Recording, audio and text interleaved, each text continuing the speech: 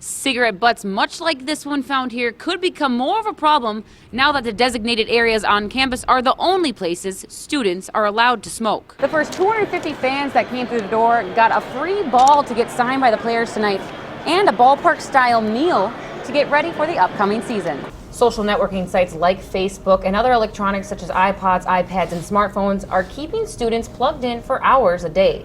During the recession, tuition rates have climbed 4 times the rate of inflation, leaving a heavy burden on students' shoulders. Many teens are unaware of the digital footprint they are leaving in a digital world.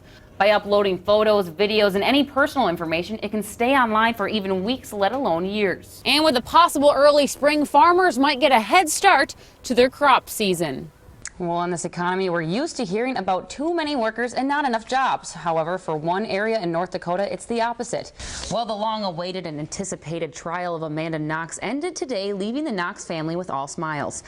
He's making a list and checking it twice, and those who've been naughty might want to start being nice because Santa Claus is coming to town tomorrow. Santa and the Misses will be at Lake George from 1 to 4, and they formally invite you to bring your friends and family to visit their winter wonderland. And while the lack of snow lengthened the construction season this year, but one other piece of winter brought it to an end. Andrea Hubble joins us in the newsroom. Andrea.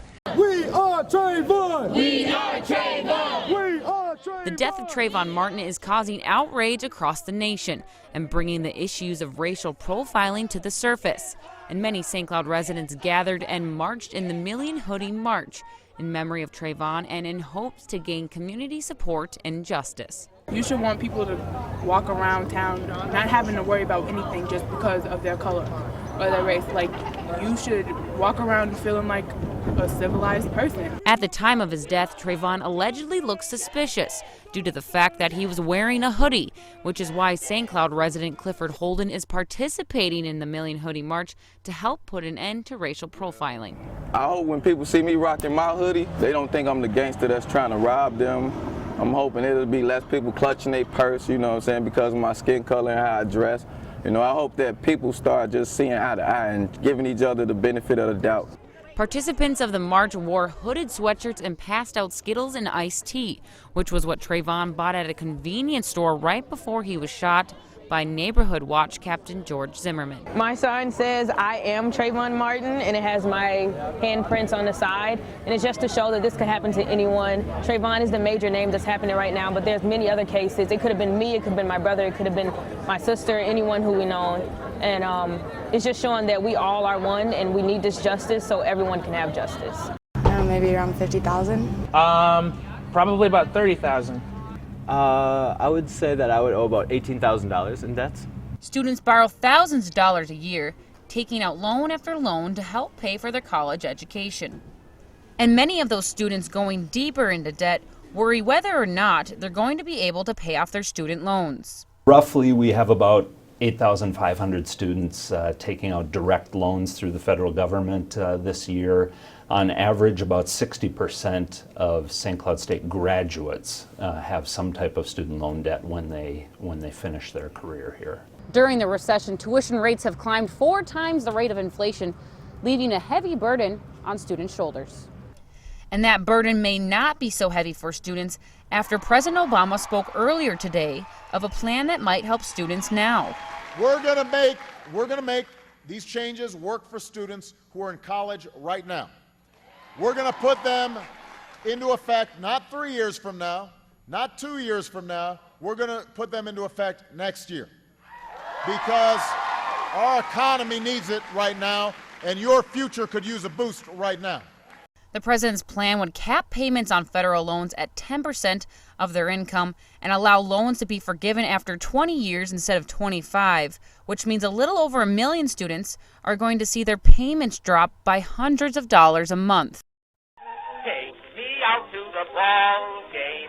Baseball has been an American pastime enjoyed by generation to generation, bringing families and communities together for decades. And as the autographs change over time, the message stays the same. When the 52nd annual Winter Caravan stopped here in St. Cloud, it was all about giving back. It's one of those things where, we get an opportunity to give back to the fans. I feel like, I say this all the time, the fans here on the Caravan in these smaller cities, I feel like these are the true diehard fans.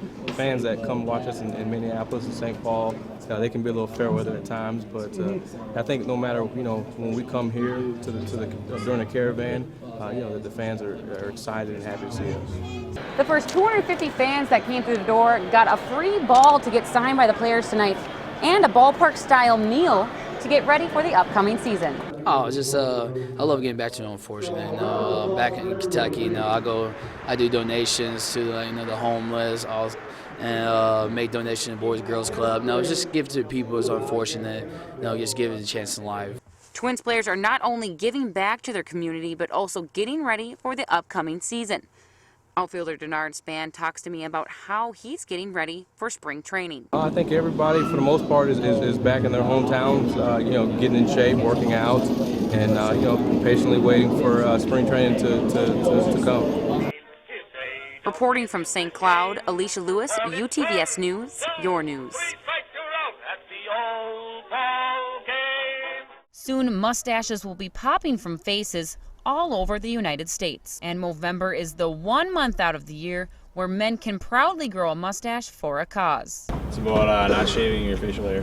What? I don't know. Do you know why? To be manly, yeah. The Movember campaign was started to raise awareness and money to help the fight against prostate cancer. At the beginning of the month, people register at Movember.com, and they can sign up as an individual or team. We always say it's more fun in a team. But everybody gets to pick what type of mustache they want to grow. They got to start the month clean shaven, so that's why you see me without a mustache at this point, because I just shaved yesterday, so now I have to figure out what type of mustache I am going to grow. Although I did wear my Movember shirt for you, if you can see. Oh, nice. That's very nice. After men register online and begin to grow their stash, Mo Bros raise funds by getting sponsors and donations for their mustache growing efforts. Many people think Movember's just for men, but it's for women too. Women are actually a really important part of the campaign. A lot of them serve as team captains, so they recruit guys, they fundraise for us, and they have a great time. We find that actually almost 55 or 60% of the funds raised come from women. 1 in 6 men will be diagnosed with prostate cancer in their lifetime. And because of Movember, there has been a large amount put into the research efforts.